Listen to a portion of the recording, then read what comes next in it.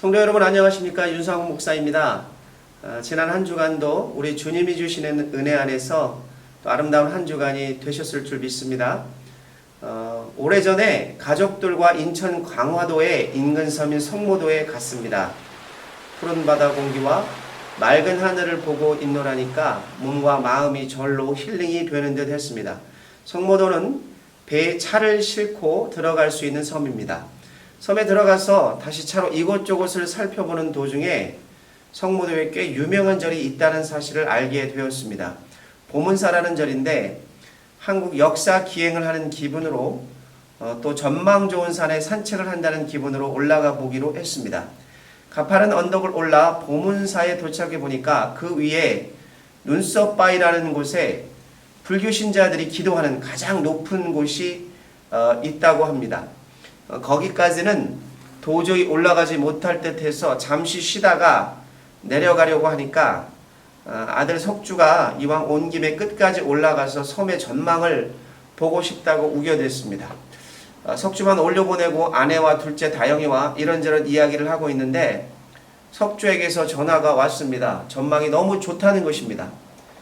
그래서 힘들었지만 언제 다시 올까 싶어서 올라갔습니다.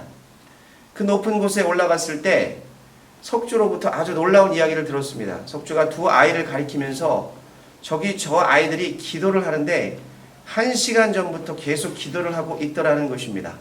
제가 그 아이들을 보았을 때 아이들의 나이는 약 초등학교 5학년 내지 6학년 정도로 보이는 남자아이와 여자아이였습니다.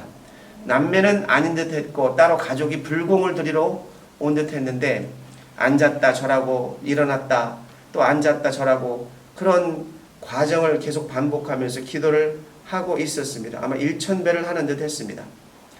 저에게 그 어린 아이들의 모습이 대단히 인상 깊은 모습으로 다가왔습니다.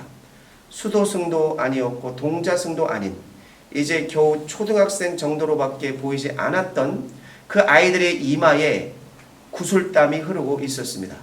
그 아이들이 그렇게 절하면서 열심히 불공을 드리는 모습을 보면서 살아계신 하나님께 드리는 우리의 기도에 대해서 다시 한번 생각해 보게 되었습니다. 사람들은 기도에 대해서 이야기를 할 때에 기도는 양이 아니라 질이 중요하다고 이야기를 합니다. 잠깐을 기도해도 신실하게 기도하면 된다라고들 이야기합니다. 맞는 이야기일 수 있지만 틀린 이야기일 수도 있습니다. 기도는 양과 질이 같이 가야 하는 것입니다. 기도의 분량이 쌓여야지 해결이 되는 많은 문제들이 있을 수 있습니다. 특별히 누군가의 영혼에 관한 문제라면 포기하지 않고 끈기를 가지고 하나님의 일하심을 기다리면서 기도하는 것이 중요합니다. 또한 누군가 전도를 해야 될 사람을 위해서 중보의 기도를 하는 것이 대단히 중요합니다.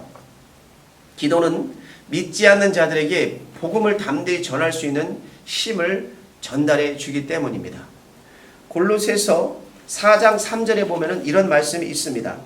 또한 우리를 위하여 기도하되 하나님이 전도할 문을 우리에게 열어주사 그리스도의 비밀을 말하게 하시기를 구하라. 내가 이 일 때문에 매임을 당하였노라. 여러분, 자신이 속한 단체나 공동체에 대한 기도를 할 때도 있죠. 그것은 일회적인 기도가 아니라 지속적인 기도의 분량이 필요한 것입니다. 느헤미야는 성경에 보면은 민족의 고난과 고통을 위해서 수일을 금식하며 기도했다고 이야기를 합니다. 느헤미야 1장 3절로부터 4절에 있는 말씀을 제가 봉독하겠습니다. 그들이 내게 이르되 사로잡힘을 면하고 남아있는 자들이 그 지방 거기에서 큰 환난을 당하고 능욕을 받으며 예루살렘 성은 허물어지고 성문들은 불탔다 하는지라. 내가 이 말을 듣고 앉아서 울고 수일 동안 슬퍼하며 하늘의 하나님 앞에 금식하여 기도하되 라고 말씀하고 있습니다. 또한 우리가 무엇인가 특별히 대단히 중요한 일을 결정할 때에 우리에게는 더욱 깊고 많은 기도가 필요한 것 같습니다. 예수님의 경우도 12명의 제자들을 부르시기 전에는 밤이 새도록 기도하셨다고 성경은 이야기합니다. 누가복음 6장 12절에서 13절의 말씀 이렇게 이야기합니다. 이때 예수께서 기도하시러 산에 가사 밤이 새도록 하나님께 기도하시고 밝음에 그 제자들을 부르사 그 중에서 12를 택하여 사도라 칭하셨으니. 여러분, 기도에 대해서 생각할 때 가장 중요한 것은 기도할 때 하나님께 말하는 것도 중요하지만 듣는 것이 더 중요하다는 사실입니다. 많은 성도들이 기도를 단지 자신이 원하는 것, 필요한 것을 하나님께 요청하는 정도로만 생각을 합니다. 그러나 기도는 자신의 생각을 요청하는 것이 아니라 하나님의 생각을 듣는 시간입니다. 예수님도 성부 하나님이 말씀하시는 것만을 듣고 순종하셨다고 성경은 증거하고 있습니다.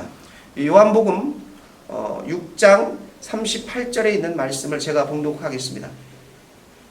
내가 하늘에서 내려온 것은 내 뜻을 행하려 함이 아니요 나를 보내신 이의 뜻을 행하려 함이니라. 기도에 대해서 제가 마지막으로 나누고 싶은 이야기는, 기도는 말씀과 함께 동전의 양면과 같다는 역할을 한다는 사실입니다. 모든 그리스도인들이 바라는 소망은 거룩한 그리스도인이 되기 위한 열망을 가지고 있습니다. 거룩한 삶은 하나님의 우리를 향한 소원이죠. 그것은 분명히 하나님의 말씀을 묵상함으로 주어진다는 사실입니다. 그러나 또한 이 거룩한 삶은 기도가 없이는 절대 이루어질 수 없는 것입니다. 성경은 이 부분에 대해서 분명히 말씀하십니다. 디모데전서 4장 5절의 말씀입니다. 하나님의 말씀과 기도로 거룩하여 지민이라. 여러분, 제가 지금까지 기도에 관하여 기도의 모습이 어떤 것인지 몇 가지 여러분과 나누었습니다. 여러분의 기도의 생활은 어떠하십니까? 혹시 우리가 하나님이 원하시는 기도의 방향이 아니라 잘못된 기도의 방향을 걸어가고 있는 것은 아닙니까? 깊이 있고 진실되며 지속적인 기도의 생활을 여러분의 삶 속에 유지하고 계십니까? 자, 그렇다면 이제 여러분은 하나님께로의 거룩한 삶을 위해 잘 나아가고 계신 것입니다. 이제 여러분과 제가 하나님이 원하시는 기도의 삶을 끝까지 놓치지 않고 살아가기를 원합니다. 그래서 우리의 삶이 변하고 우리의 주변 사람들이 변하고 또 우리에 속한 공동체가 변하며 여러분의 개인의 삶과 가정이 아름답게 주님의 능력 안에 변화되어 축복받는 역사가 있으시기를 주님의 이름으로 간절히 축복하고 축원합니다. 이번 한 주간도 승리하시기 바랍니다. 사랑합니다. 축복합니다.